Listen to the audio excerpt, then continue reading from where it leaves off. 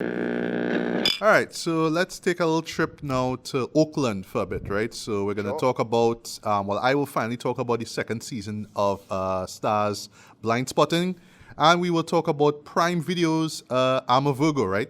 So yeah, I'm not going to stay too long on season two of Blindspotting, right? This was actually something that I Right. saw a few weeks back, so don't remember too much of all the big details and whatnot, but I'll just do a quick summary as fast as I can, right? So, Blindspotting, the movie, not a surprise, my favorite film of 2018. It's one of my top 10 favorite movies of the past decade. I was excited and both concerned that, we're going to get a series of this, courtesy of Stars. And yeah, we actually got one back in 2021, right? And it actually made it to my favorite TV shows of 2021. That's right. What was surprising about this season, right? And it's the same thing here with this, right? Is that it not centered on my boy Colin, right? Played by David Diggs, right? And thinking Right. about Right. it now, that was just my one of my big nitpicks about the first season, right? No Colin, right? Because for me, Colin was the most captivating character of Right. Blindspotting, right? He had one of the best Right. moments, in the climax. Like just watch that now, it still gives me chills, right? But yeah, he wasn't in the first season, right? He was mentioned, and well, slight spoiler. There's a post credit scene in the final episode where Miles, right, who is the friend of Colin, played by Raphael Cazal, is talking to Colin over the phone. He just hear Colin over the phone, and that's it, right? But that's during the end credits, but whatever. So yeah, I was like, how you could tell a story or you could continue the series without Cullen, right? And somehow they able to pull it off Right. because they center on Miles's baby mama, Ashley Rose, played by McGill, Jasmine Cephas Jones. And well, if you remember from the movie, they actually have I believe he was a 6 years old, 6 year old son, right? And where the show begins, well, where the series itself begins is where Miles is arrested, right? For drug possession, right? And he's sent to, I forget which prison it was in Oakland, right?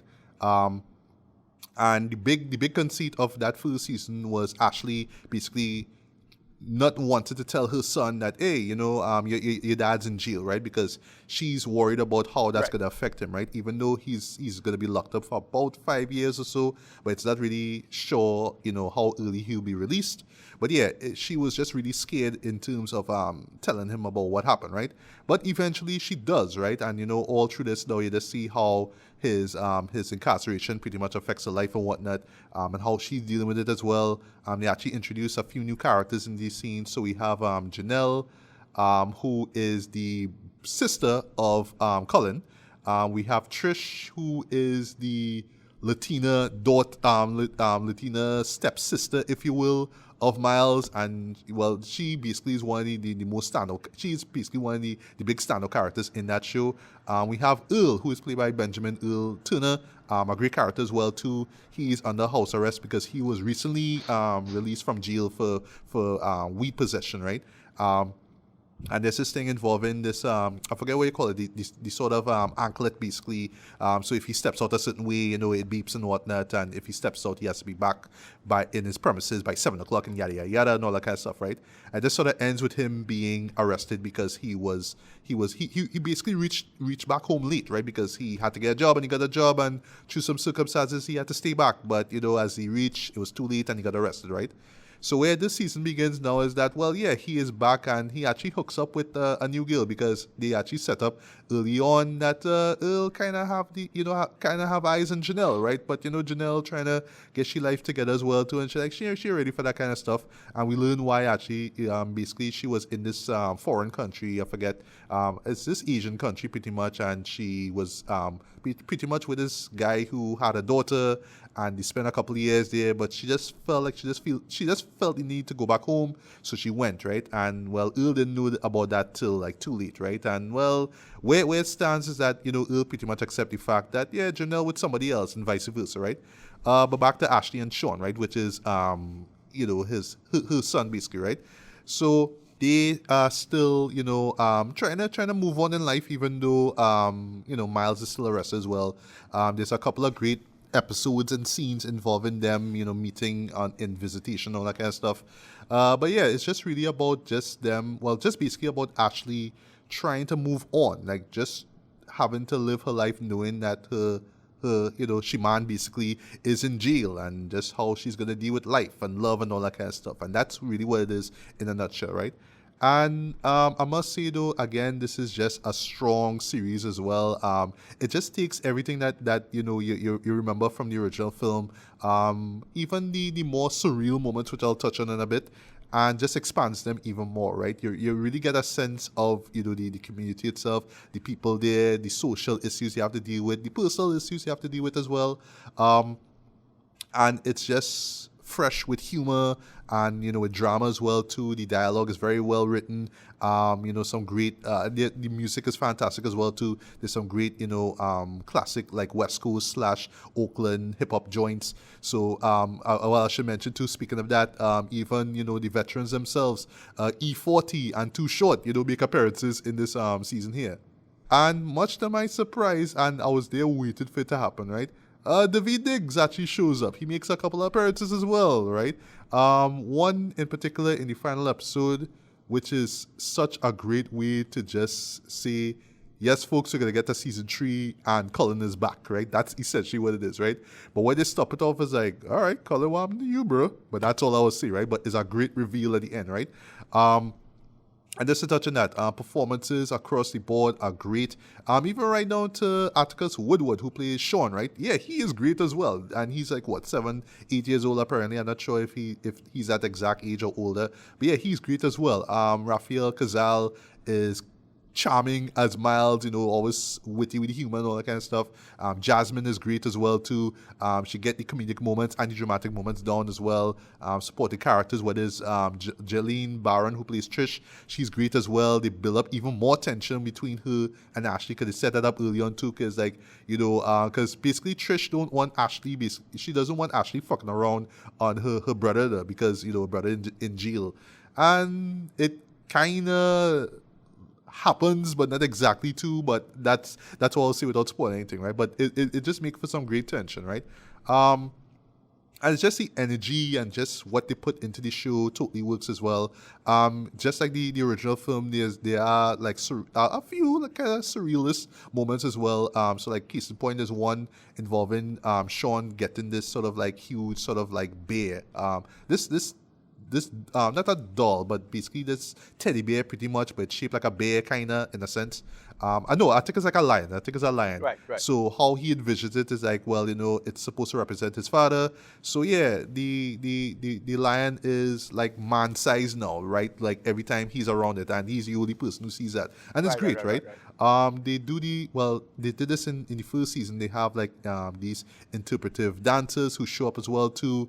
And they will show up during moments like where things sort of like where moments just sort of stop, and it's just like characters sort of like just being a little introspective or kind of figuring out something, like a moment of clarity, whatever it is. So you will see like the dancers themselves, they'll be in the background and just sort of doing work, and then all of a sudden the music will sort of build and swell, and they will just do the dances to kind of emphasize the moment of clarity that the character is going through, and they do that in this one as well, right?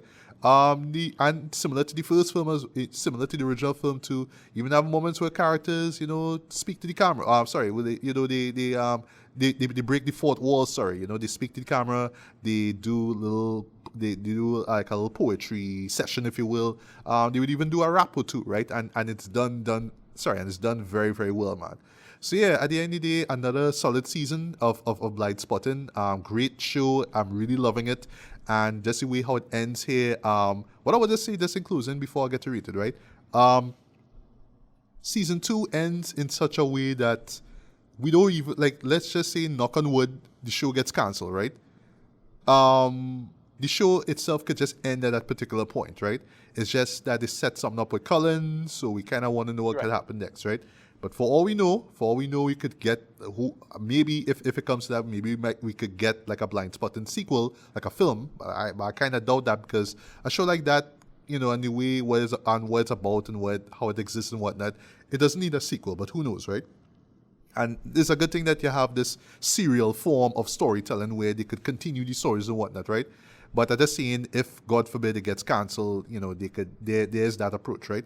But yeah, where it stops and we're seeing it stops in terms of Ashley and Miles, yeah, that could very well be the end of the series, right? But there's still more to be told, especially with Colin re-entering into the scene here. And yeah, I really am excited to see what we get next year. But again, great show, and another solid season here. So for me, I'm giving this a strong 4 to a very light 4.5 out of 5. Easy, one of my favorite shows of the year. And it's a shame though, because I know this show is being slept on, and it's based off of a movie that has been slept on as well too, even though it came out 5 years ago, right? But yeah, I would strongly recommend, if you haven't seen the movie, watch the movie. It's fan freaking tastic, and if you really love that movie, you should really check out the series, because the series is just as great as the movie, man. So yeah, definitely check out season 2 of Blindspotting. Right. And I'm gonna keep that praise, going high now for I'm a Virgo. Yeah. We boy Boots Riley did it again. Pooty done did Bootsy did it again. Yeah, Bootsy done did it again, man. So I'll just really preamble right here, and then you will jump into what it's about, right? So yeah, my introduction to Boots came in the form of Sorry to Bother You, right? Which is a show that I liked for the most part. I didn't love, but I really feel like if I watch it again, that's when it will work for me, right? I just felt like I just had a little issues with the way how it ended, right? For me, from what I remember, my problem. and it was kind I of wish they could have punched up the end. yeah, but I really dug the surrealist humor. You could tell that Boots is a child of David Lynch. You know what I mean? And similar, and it's so funny, right? Because I have to compare his work, and especially with this show here, to Donald Glover and Atlanta, right? It's that sort of David Lynch TV approach to things, like how what Twin Peaks was to the murder mystery series. This and what Atlanta was, with just this African American slice of life kind of story. Yeah, this one here is sort of a take on fairy tales, but also current superhero films and stories. And also, much to my surprise, just touching on social issues and what African Americans and just minorities deal with, right? And somehow he does this in this remarkably and delightfully weird show that I just can't wait to talk about, man. But yeah, Ricardo, take it away. What's I'm a Virgo about? Yeah, so it's a world of effectively something akin to mutants and X-Men type situation, where some people have powers, but not everybody have powers, and it have this type of abilities and whatnot. And yeah, it's just a nice absurdist set of realities where. Oh, before we start, I completely forgot. At least it slipped my mind that Gerald Jerome was the voice of Earth 42 Miles in Spider-Verse, right? It wasn't Shamar Moore. Let me check and see quickly. Let me check and see. Yes, you're right. You're right. He is. Yeah, Holy shit! It slipped. Cause it's not Jamal Moore. It's not Shamar Moore. So who's that? And I was like, is that Gerald Jones? Who's that? It's him. But it slipped my mind. We talking about. Anyway, back to the show. So Gerald Jerome plays Kuti. 19-year-old kid. You like to say black man. We raised his aunt. He's largely raised by his aunt and uncle, and largely, sheltered, and for a good reason. Bro is 13 feet tall. Yep. Effectively a giant in this world. So he's effectively like a mutant, and he, is sheltered by the outside world. How scary and dangerous it is, and when he basically kind of goes through his, let's just call it a rabbit hole esque, Alice in Wonderland journey through the insanity that is South LA, aka Oakland, California. He meets some good people in it. Oh, it's like Mike Epps, is he? Oh, right. Yeah, which catch me by surprise though. And speaking of surprise, did expect to see Walter Goggins in this though. Yeah, and yes, he is as creepy as he always is. But he's a creepy move. Yeah, oh boy. Yeah, Walter Goggins. Cara Young. He meets a girl. He has some friends. He has to go through drama. Olivia Washington is in this. She's a Flora. And yeah, they're making it work. They tell a story of a narrative of basically him going through, the ins and outs of what it is to be a black man by representation of weird shit. Yeah, right? weird shit. Very, very. It's very Spike Jones, right? It feels Yes. like a lot like that. Very, Yeah. very being John Malkovich in particular. Yeah. Yes, yes. It feels strange that strange reality, to it has a Michel Gondry kind of feel to the whole thing, right? Very dreamlike, but very, very good, weird fantasy-esque approach to the superhero genre. And yeah, that's what we get. We get 7 episodes of just craziness and hardness and builds an interesting arc. A little unpredictable and given what the subtext is, but not bad at all. I think Boots Riley directs 3 episodes. No, he directs all the He episodes. directs all. He directs all. Sorry, he writes 3 episodes. Sorry. Yeah. But it's pretty damn good. And yeah, as I say, he did it again. This is excellent. I did not expect to enjoy this as much as I did. But yeah, it's just Jarrell holding it, coming together. Well, he was from the Central Park 5 TV show. Yeah. That's where he kind of gave claim to fame. And he was in Moonlight. I always remember him from Moonlight, right, Moonlight. yeah. Oh, that's also right. Him I forgot about and that. the moments with him middle and Ashton Sanders. Yeah. Yeah, in the middle reality, in the middle time, yeah, in the middle school time, yeah, and yeah, you're a big motherfucker. That's how it starts. Yeah. And that's literally the title of the first episode, guys. That's the title. Yeah. It's excellent. I did not expect to love this as much as I did. But yeah, you go ahead now. Yeah. I'm amazed that something like this even exists, Shed. And I think the reason why it Right, exists is because exactly. of Boots Riley, right? Because Yeah. again, just to just blend the superhero genre with like this fairy tale and coming of age drama and social issues, like real world social issues, and still make it entertaining and endearing though is achievement in my opinion, right? Performances, everybody killed it though. Jarrell Jerome is so Yeah. endearing. Again, star. I know I've seen this word again, right? As Cootie. And he's a star. He is, right? He looks the part, he acts the part, he is this sheltered, sort of introverted character as well. I like that he knows certain things, like how he brought up on TV, so he knows he adds, he knows the jingles of commercials, right? But when he goes outside and he has to meet Yeah, people, there's a little bit of it's very awkward. I like that. There's a little bit of being there in this, if you know what that is. Oh, you Right. know what? Still a movie I Yeah, have there's a little not bit of seen. that I in know. it. Shame on me, eh? Well, I Shame mean, on it's me. not I that, it's know. not the masterpiece classic that it is, but it is a movie I do think you should watch. But yeah, there's a little bit of that. This whole, but a big part of his popularity is not because he just weird and arbitrary, it's because he's 13 feet tall. that's why. Yeah, exactly. What surprised me though was the incorporation of the superhero element in Right. it, right? So Right. I was surprised by the incorporation of the character, the hero, where he's Right. called the hero, Right. right? Played by Walter Goggins, right? I'll And talk about him in a bit, He's right? a little Homelanderish. Let us say that. Yes, he is. Yeah, he is the white superhero, and the subtext is he just arrested black people because black people try to progress. He's like, no, they're gonna do damage. They're gonna do some serious shit. Yeah. So I gotta arrest them, right? And that's what it is, right? So he's not a flat out racist. Mind you, he's not a flat out racist. Right. But how he looks in front of everybody else, like in the community, it's a bad he look, is, right? It's a very bad look, right? Yeah. I like the back and forth with him and the new friends. Well, basically these guys who sort of run into him, right?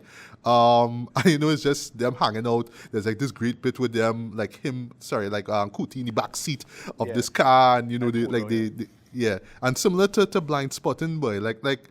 I really should go into Oakland and see how big of a deal it is, though. Like this nighttime drag racing thing, Dread. Like Right. Blindspotting did it, and this show does it too. So like, hey, what? This is a thing in Oakland, though. Okay, It's kind of like okay. it's kind of like the whole bike stuff in Philadelphia. It's that same. All right. Yes. Correct. Yes. It's that yes, same yes. street car culture. It's night culture. No, normal thing. Yeah. Yeah. And speaking of that, though, similar to Blindspotting, you get some bops though. Like in the first episode, I heard Well, the P40s cool, tell what he me do, where to go. he also, I think he do the music too. I did, right. Yeah. Cool, Through right? his group, the Coop, right? The Coop, sorry.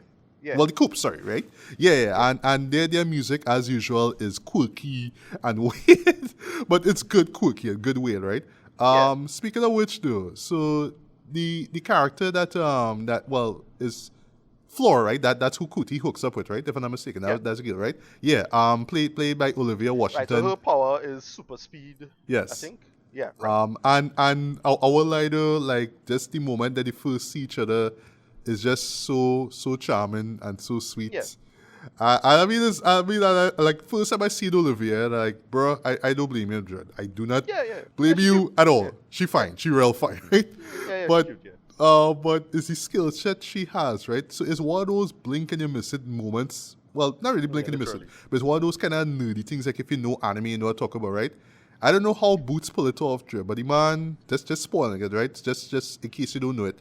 This man take probably one of the most unique pieces of music from the soundtrack to Akira, the movie Akira, and add that to her skill set, right? So basically, when she moves around, you just hear this glum, glum, glum, glum, glum, glum. And I like, when I heard that, like, wait, this is Akira I hear in here, Dread. Like, what the ass is this? Okay, so speaking of that, right? Boots Riley, because of this show, Boots Riley shoot to the top of if we were to do an Americanized Akira. You know? You could do that. But here's the thing with Akira, right? And Akira is weird. It's a weird-ass movie. And it would fit with him. It would fit with his, you know, with Akira, style there. Akira, one of the things with Akira is that it's, if you're not doing Japanese, well, you know, you have to do it in a modern context of what your story. And don't call, like, you won't call it Akira. You have to call it something generic, no? Like a common male name or something like that.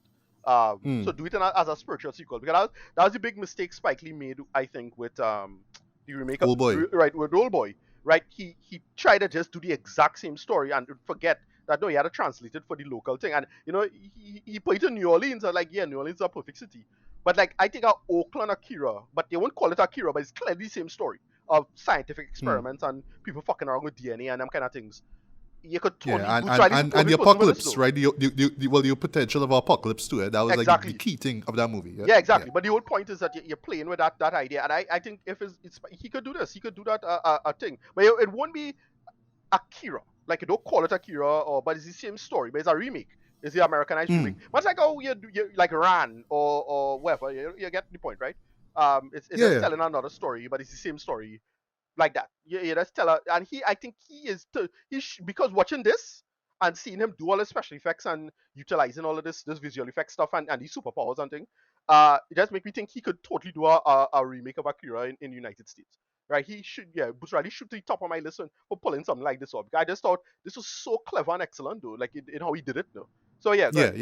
But you're right, though, and also I love how. West, right? Yeah, and also I love how how they make references to comic books, right? So Kuti, of course, grew well. I should say as part of a side plot. Yeah, the hero actually has his own comic book series, and Kuti grew up on that. So it's easy for a man like Kuti to watch the hero, the real life hero, and think, yeah, he's a hero, but actually he's not. He's a piece of shit, right? No problem. They have these moments involving like this TV show. Forget the name of the show. What is like Park and Meters? I think the name of it is. Yeah. And it's like this real like. Right, so I'll put it like this, right? I'll spoil it, right? So it's all this existential nihilism stuff that comes up in these stories. Like, it will just introduce a setting, and you'll just hear somebody just sort of like go trail off and talk about how the world is gonna be, and this is the reality of things, and blah blah blah. And this ends with this kid just coming out and saying boy yoing yoing yoing yoing, because this was a laugh for that, right? It's very RoboCop. Yes, right. Where make satirizing media, right? The final episode, right? All right. So one of the big things in the show involved this hidden episode, right? This episode that was banned from the States, right? And somehow a certain character gets a hold of it, right? And seeing that particular episode, right? It is one of the funniest representations of nihilism I have ever seen in my life, Trent. And it involves that same kid who does the boy thing, right? Dog, I don't know if you did the same thing, Ricardo, but dog, I was laughing my ass off for that shit, Trent. It is very That clever. was so fucking hilarious, Trent. And it's surreal and real weird, but I was laughing at that shit, though. That was so... It like, I thought, like, in Everything Everywhere All at Once, the moment with the two rocks, what Michelle Yeoh and 70 Sue's characters being rocks and talking. I thought, like, that shit was funny. Nah, this shit tops it, boy. That was so goddamn hilarious, boy. That was a highlight for me, right? Another highlight for me, just talking quickly, Kuti and Flora hooking up. Yeah, and I'll say this right off the bat, boy. This show has hands down one of the most memorable sex scenes you will see in anything, boy. It is so ingenious and so weird and so awkward and so funny and goofy and sweet at the same time. Yeah. And it's like, Boots, how? Logically, how? No, like I Yeah, get it. well, I get what well, Flora, she, I get what she get to that, what she trying to do, but how? yeah, yeah. No, but because it's her power set. It could kind of work. That's what make me kind of believe it because she's not like a No, normal no, human, no. so she has powers too. Yeah, she So it's usually fine. sees speed to get off. That's how it is, right? But I don't want to say anything else Yeah, beyond right, spoiler though. But that show was different. right. That hit different, right? Yeah, But you yeah, know, at this scene where the character grows as well, and I should mention too, it also involves what happens to a particular individual or one of his friends, and how that yeah, came. It totally caught me by surprise though, and it just took the show in a totally dramatic direction. I didn't expect that, right? And ends with such a gut mm-hmm. punch, though. You know what I mean? And it's it just sort of caught me by surprise, right? Also like the character of Jones, right? Who is this kind of Right. like this militant in training, pretty much. She wants to bring about change in Oakland, but she's always talking about bringing down capitalism, right? And if I have like a couple gripes with the show, like one gripe is that like I felt with her moment. So she also has a power where she kind of forces the person near to her, right, or I should say the viewer, to pretty much be shown a representation of what she's trying to articulate, right? And it's done very cleverly, I must say, right? Right. But yeah, in the final episode in particular, there's one where she talks about capitalism and how it brings down, the working class and all that too. Yes, everything about it make a lot of sense though, but it was one of those, like the show literally stops and it's telling you all these things. It's a very Spike Lee kind of moment, very It's Boots didactic, Riley. It's Boots Riley. Boots Riley gone. you know. You go to It's that. It's Boots Riley. And while I was No loving shit. all that, right, and how Yeah, it's it's Boots Riley. represented, and I will say without spoiling anything, it is kind of blind spotting kind of esque in a sense, the way how it's done in this Yeah, sort no, of that's what it feel theatrical like. kind of way. It's very blind Yeah, spotting in a way, right? yeah, Yeah, it kind of ran a little too long. I was like, all right, Boots, I get it, right? yeah. But the story, but the Nah, Boots, episode yeah, literally but almost done. The show literally, the season almost done, Dread. And you stop in the last 10 minutes to tell about all yeah, this. I mean, come on, bro. Like, come on. yeah. Yeah. It's Boots Riley. He had to go on the show box. It's Boots Riley. Very good. And another gripe I had too is, well, even though I really enjoy episode 6, that's the second to last episode, um, I felt like that one kind of focuses a lot on the hero and the very insecure man that he is, right? Yeah, I Right. felt like that came in a little too late, man. Like episode 6, man. Yeah, Like, because I think the problem is duh. because we already had Homelander. Yeah, it didn't that Yeah, great. but So but it's but fine. to be fair, I mean the hero is not that much of an asshole and Right, no, he's not as violent, bad as but Homelander. yeah, Nowhere near as bad as Homelander, but still very Homelander. That same, and he he had powerful, mommy but issues too, and right. he Same real thing, fully yeah. self too. What I Yeah, thought was yeah. real funny though was the assassin. That's all I'll say without spoiling anything. But I felt the Right. payoff wasn't worth it though. But I like the idea of this random assassin trying to kill him, and you just get these really Yeah. like ridiculously over the top fight scenes, right? And if I just have another gripe too, I know this is a TV show here, and we work with a budget. Yeah, it shows at times, right? Especially like Yeah, some yeah. moments involving the hero look kind of cheap. No, Boots Riley Look stuff kind is of look cheap. cheaper. I ain't saying no. He's a man who just need a little more money. Just give him a little 30 million again, Yeah. to cover it up. But yeah, he needs somebody. Yeah, Like, cause like in the yeah, stuff because with sorry, cause like someone in the else. stuff with Kuti and how they incorporate size and scope, right? But when it comes to the Yeah, hero, that like the stuff works, involving the hero, boy, it just look real cheap, like real cheap, right? yeah. But yeah, minor nitpicks aside though, yeah, I thoroughly. Oh, I should mention too. That's just last nitpick before closing off. I felt the ending was a tad bit rushed, right? Especially how we just had Same the thing. soapbox Yeah. moment. This kind of rushed the Yeah. ending, and they had the goal of saying this because we don't know if we're gonna get a second season out of this. Because I just sort of treat this as a potential mini series that could be a series, Yeah, I hopefully. find it's work as a one-off, but I could see a second season, but I'm not sure. We'll see. Given the nature of the story, yeah. Yeah, like the way how they ended, like I understand, like as a cliffhanger, but it was something that they never explained though. Now, what I will just say quickly, right? I know we have to wrap things up, right? Well, I'll say quickly. I suspect that this is part of Kuti's, power set, right? I feel that, because if you remember, well, when he realized, I want to be as vague as possible, right? Right, Upon right. noticing that he has an ailment, right? That's all you see. the story stops and then we focus on, well, the friend who, something tragic happened to him, right? And he kind of has a similar fate, right? Similar issue, right? Well, kind of, right? So I suspecting that what Kuti is going through kind of relates to like I don't know. I guess it's sort of like a weird sort of what's the word I'm looking for? But like premonition, like a physical premonition is how I see it, because I don't think it's coincidence that Kuti discovers this thing and they focus a few minutes on it and then they just cut to the friend and something similar happens to him. I don't think that's mere coincidence at all. I think that has to do with some new power set that Kuti has, but he doesn't know. And I guess we wouldn't know what it is until the next season. So it is what it is, right? But yeah, outside of those little nitpicks though, I had a blast with this though. It was fun to watch. Yeah. It was an easy binge. It's like about 3 hours and a little change basically, with all those 7 episodes. But really who sells it though is Jarrell Jerome. He is fantastic at this. Yeah. Yeah, this is a star making role here, boy. So likable, so compelling, so and so endearing as well too, right? I should mention too, Mike Epps. Like I realized like this new stage of his career though, like where he doing these sort of comedic, dramatic roles, man. Yeah, this is a nice fit for him, man. I thought that I like his irony, though, like his sad, like he's very sardonic, right? But I like that about him, right? And the wife LaFrantine, sorry, played by Carmen Ijogo. Yeah, she was great as well, right? And then I just love how subversive and weird and sarcastic and just crazy and silly and fun this whole show is, right?